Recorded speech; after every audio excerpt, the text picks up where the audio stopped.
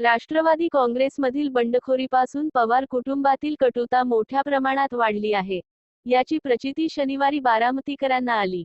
बारामतीत आयोजित नमो महारोजगार मेळाव्यात खासदार सुप्रिया सुळे यांनी आपले बंधू तथा राज्याचे उपमुख्यमंत्री अजित पवार यांच्याशी संवाद साधणे टाळले.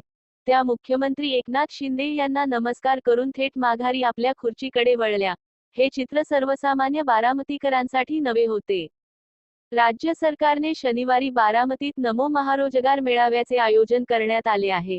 या कार्यक्रमाला मुख्यमंत्री एकनाथ शिंदे, उपमुख्यमंत्री देवेंद्र फडणवीस, उपमुख्यमंत्री अजित पवार, उद्योगमंत्री उदय सामंत, खासदार शरद पवार व खासदार सुप्रिया सुळेही उपस्थित आहेत. कार्यक्रम सुरू होण्यापूर्वी सर्व मान्यवर स्टेजवर आले. यावेळी सुप्रिया सुळे यांनी स्टेजवर आल्यानंतर मुख्यमंत्री एकनाथ शिंदे यांना नमस्कार केला. यावेळी अजित पवार मुख्यमंत्र्यांच्या शेजारीच बसले होते. पण सुप्रिया सुळे त्यांना बायपास करून पुढे निघून गेल्या.